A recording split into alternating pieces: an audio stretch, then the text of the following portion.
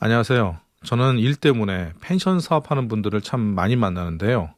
아쉽게도 객실을 판매하는 펜션 사장님들이 오히려 소비자들에 비해서 여행 경험이 부족한 경우를 참 많이 봤습니다. 실제로 해외여행을 한 번도 다녀와 보지 않고 럭셔리 풀빌라를 창업한다고 저를 찾아왔던 분들도 꽤 있었어요. 소비자를 이해하지 못하는데 어떻게 제품을 잘 만들고 팔 수 있겠습니까? 당연히 판매자는 제품을 잘 팔기 위해서 소비자를 이해하고 경쟁자하고 소비자보다 한 발 앞서서 제품을 만들어야 됩니다. 그리고 이런 노력은 매년, 분기별, 매월, 매일 고민하고 연구해야 되겠죠. 그래서 제가 가끔 이 채널에서 해외의 숙소들을 리뷰하는 거예요.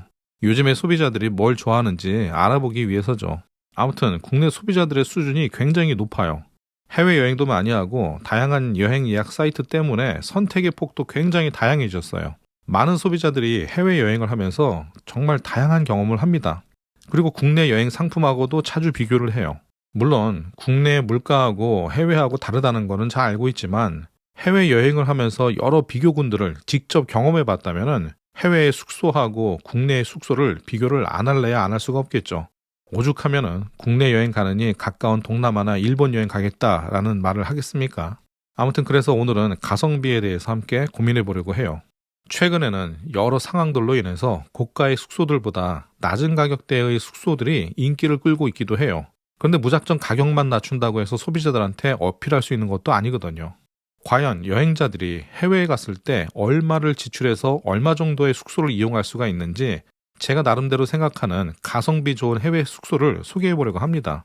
다시 말씀드리지만 제가 이런 영상을 만드는 이유는 이런 숙소하고 비교해서 이렇게 만들어 보시라는 게 아니라 해외여행을 많이 하는 우리의 소비자들은 이런 곳을 경험하면서 경험치를 계속 늘려가고 있다는 걸 보여주고 싶은 거예요. 국내 소비자들에 대해서 좀 더 알아보자는 취지로 만든 영상입니다. 그러니까 참고 정도만 하시면 될 것 같아요. 그럼 시작하겠습니다.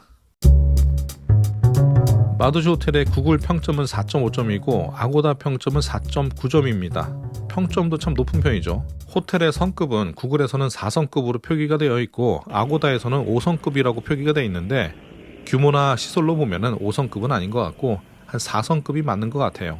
4성급이냐 5성급이냐가 중요한 게 아니라 제가 이곳에 머물면서 느낀 점은 정말 가성비가 참 좋았다는 거예요. 호텔도 예쁘고 친절하고 시설도 참 좋았습니다. 그런데 1박 요금은 10만원대 초반이고 시즌에 돌입하면 10만원대 중후반 정도까지 가는 것 같아요. 여기도 호텔 요금이 참 유동적이라고 생각합니다.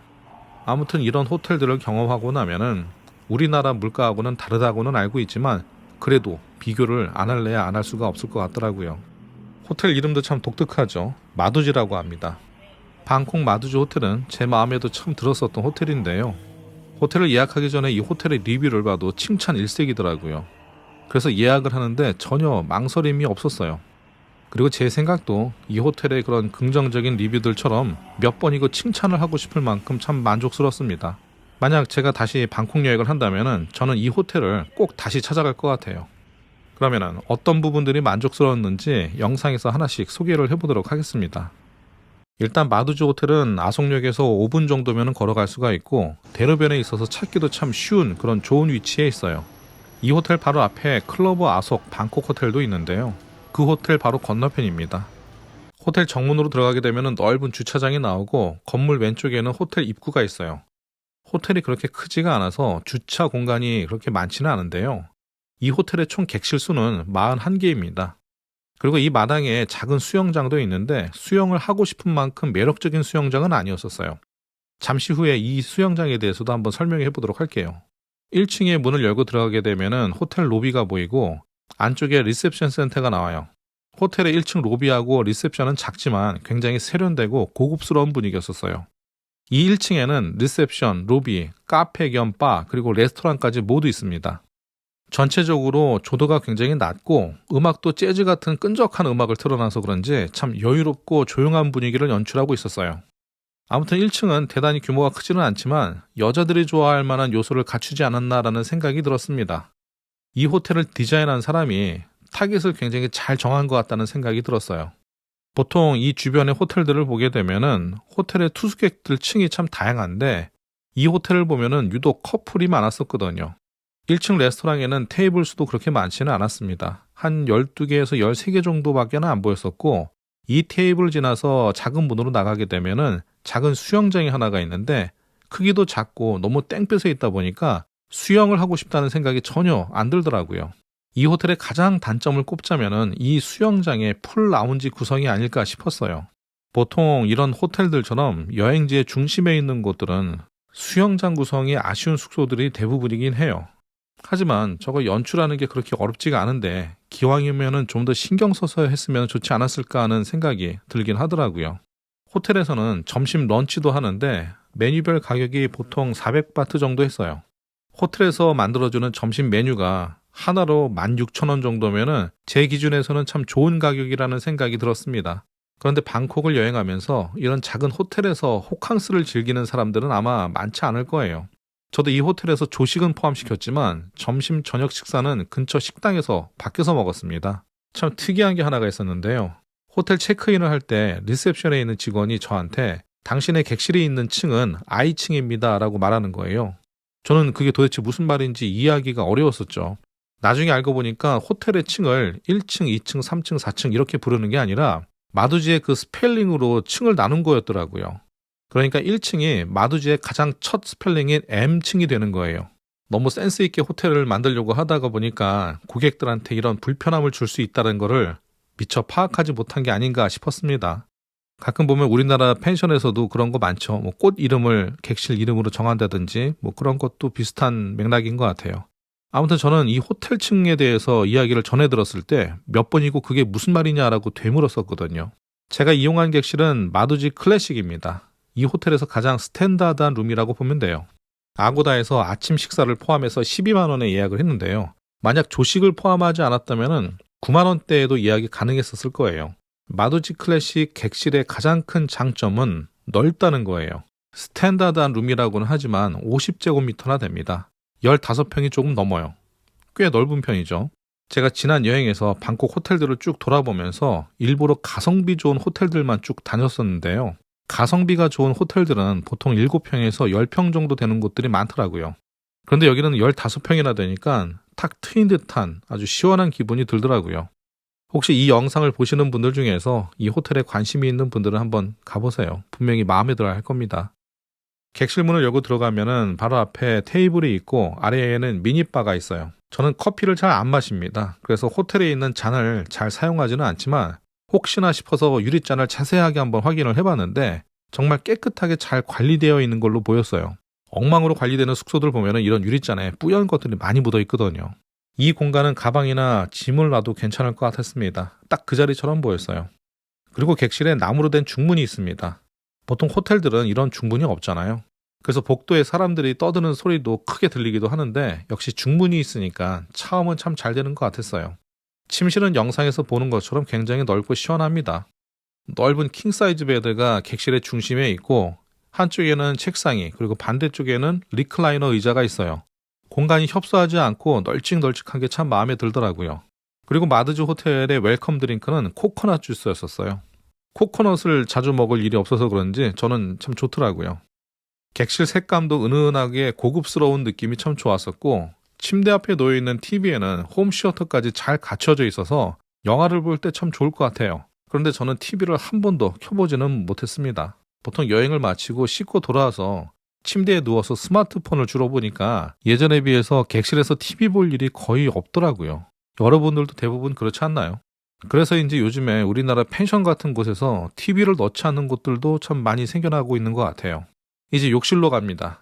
욕실로 가는 길에 잠깐 창밖을 봤는데요. 경치는 볼 게 없더라고요. 그냥 공터뷰였습니다.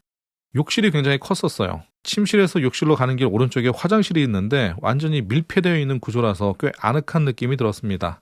그리고 앞에 문을 열면 큰 욕실이 나오는데 여기도 디자인이 참 예뻤어요. 타일들 색도 참 은은하고 좋았고요. 세면대 위도 참 세팅이 잘 돼 있었는데요. 치약하고 칫솔이 2개씩 있고 양치를 할 때 사용할 컵하고 미네랄 워터, 비누가 세팅되어 있었습니다. 욕조는 크진 않았지만 욕실 전체가 크니까 그래도 시원한 느낌이 들었어요. 여행을 마치고 돌아와서 반신욕을 하기에는 참 적당한 크기였습니다. 그리고 욕조 뒤편으로 수납 공간들이 보였는데요. 여기에 객실에서 사용할 슬리퍼나 수건, 화장지들이 잘 세팅되어 있었습니다. 다 좋은데 제일 단점은 저거. 이게 지금 이 샤워기를 이 달 데가 없으니까 이쪽에다가 어디 달 데가 없으니까 이거 들고서 샤워를 해야 된다는 게 가장 단점이지. 가장 아쉬웠던 게 샤워기였었어요. 샤워기를 꼽을 곳이 없더라고요. 이걸 어떻게 하는 건지 저만 몰랐던 건지는 모르겠지만 아무튼 샤워를 할 때마다 들고서 했었어요. 이게 참 불편하더라고요. 다른 방도 그런 건지는 모르겠어요.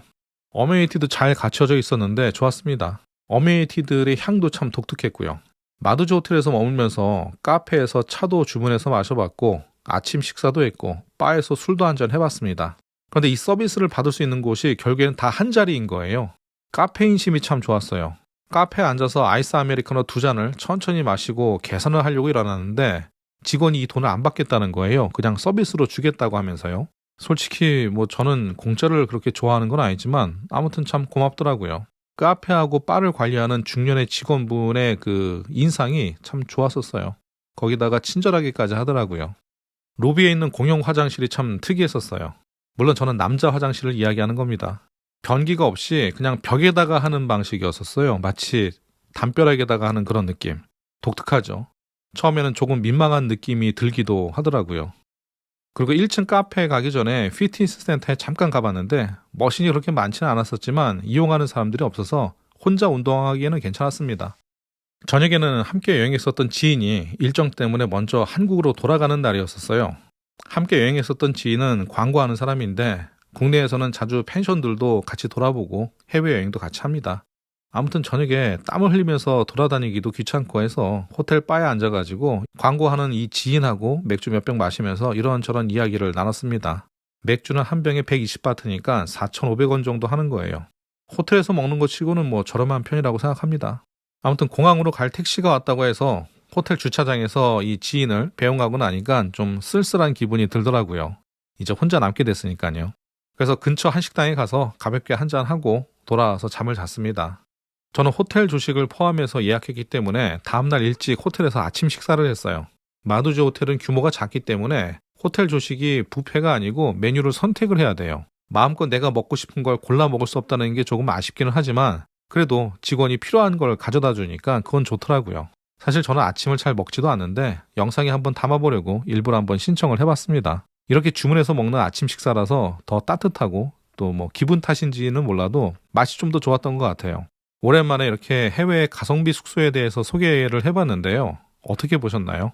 우리나라의 소비자들이 이런 호텔들을 자주 접하고 여행을 했다면 정말 비교를 안 할 수가 없겠죠. 특히나 요즘에는 젊은 소비자들의 해외여행 경험이 과거하고 같지 않죠.